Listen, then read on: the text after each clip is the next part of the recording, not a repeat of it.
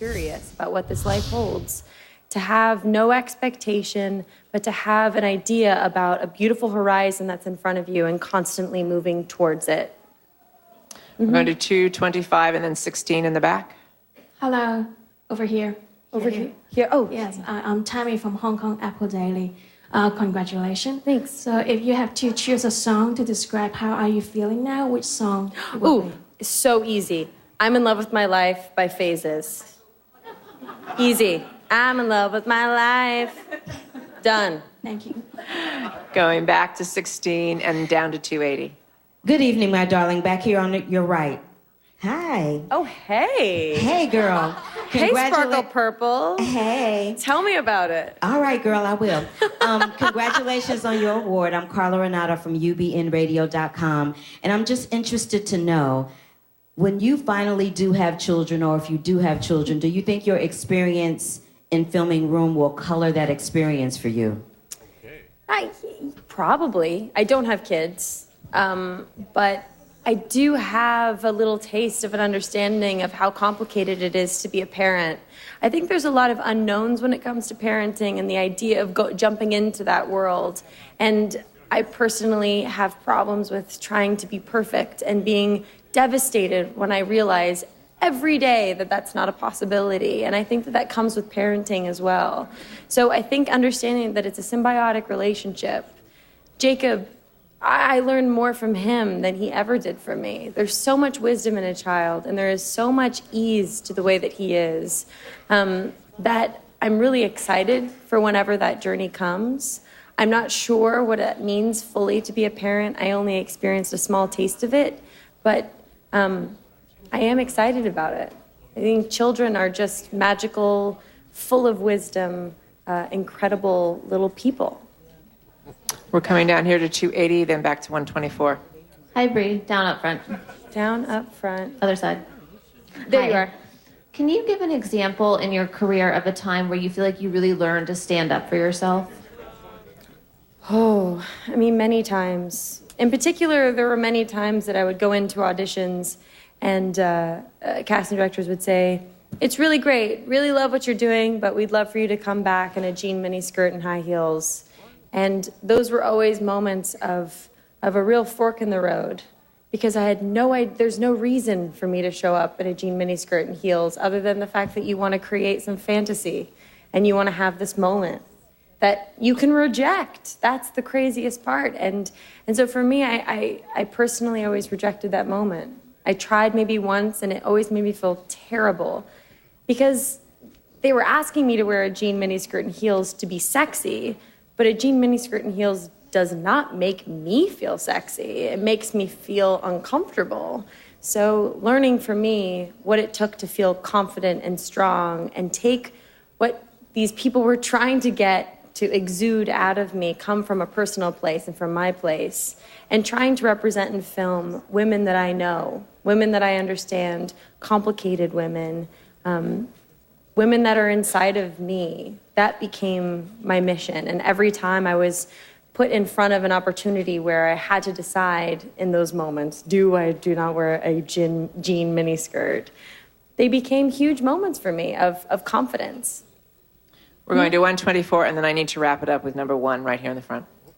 Hi, Brie. Congratulations, I'm here. Hello. Great job in the film. I loved it. I just wanted to ask a question. With Spotlight winning Best Picture, one of the really devastating scenes in Room was involving the media, and I read that was an important scene to you, and I just wondered if you could expand on that and say kind of how you feel about that. Oh, about the media? Yes. To a bunch of media people? Well, that scene specifically. Okay, ballsy.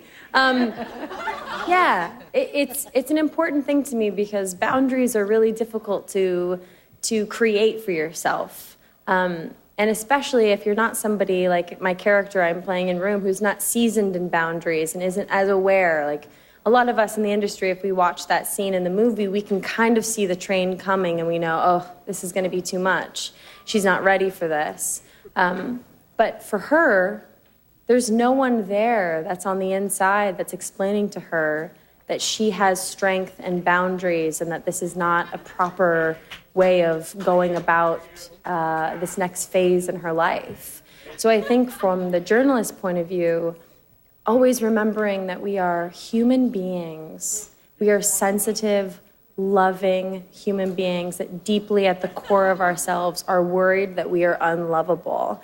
And I think if we could constantly keep that in our heads, especially when we're interviewing, and try instead to get into the soul of a person and not just worry so much about maybe a earpiece that's in your ear that's, you know, your boss telling you that you have to ask something 30 times. I understand that you're trying to keep your job, but at the same time, we are people. And I think if we can get back to the humanity of this and respect boundaries, we're going to go a long way, and we're going to get real truth instead of performances for TV. And we'll end it here with number one. Right here, Brie. Tanya Hart, AURN.com. Congratulations. What a wonderful run you've had this award season. Thank you. You know, you won an Oscar for playing Ma. Unfortunately, many people have been in that situation. What does your Oscar win say for all of the victims out there who've been victimized? You know, I don't know. I don't necessarily think an Oscar win changes anything for those women. I do hope that, though, in the core of it, when we want to talk about feeling trapped, and that can be trapped in a way that's a metaphor or a physical representation of that. If we want to talk about abuse, the many different ways that we as humans can be abused or feel confined, I hope that this is a story that honestly changes people and allows them to be free. To me, making this movie was my own search for freedom and breaking free of my own personal boundaries. And I hope that when people watch this, they realize that they have it in themselves to break free of whatever it is that's holding them back. Thank you, and congratulations. All right. Thank you. Yeah, Brie Larson. I like her, don't you? I do. Yeah. She's an incredibly talented actress who's been around for a very long time, and it's great to see her in the spotlight. Let me ask you guys, Alicia, Kamau, and Angela, what you made of her speech, because she said a lot of powerful things there. Yeah. She is so great. I mean, as you said, she's been working for such a long time, but beyond her acting talent, she's someone who's very eloquent and very strong and very self-aware as well. I love what she just said about having to go to auditions and wearing the miniskirts and heels because that's what they thought was sexy, but it's not what made her feel sexy. So she discovered her power. We're going to get to our Stephanie Elam. Stephanie is at the governor's ball, and she has Alejandro Iñárritu. We did this last year, remember? It's Alejandro Iñárritu. Iñárritu. I learned from the man himself last year. Congratulations. First time in 66 years. A director's won back-to-back. You got it special. Well, I'm so honored and still in shock, I have to say. I don't know how I feel. I wish I have the words to describe how I feel, but I don't. So last year you took us out of our minds in Birdman. This year you took us out into the wilderness. Where are we going to go next year? I will be in my bed sleeping for 1 month. Oh, is this too much of a grind? Yes. It is. Well, congratulations. Thank you. Show us your Oscar. You're going to hold it up. Here it is. And isn't it nice that Leo won with one of your movies? Oh my God, I'm very happy for him. He deserved it so badly, so I'm very happy. He did an amazing job. Fantastic. Well, have a great night. Thank Good to you. see you again. All right, take care. It must be nice when you're just, directing great movies that people want to see year after year, right?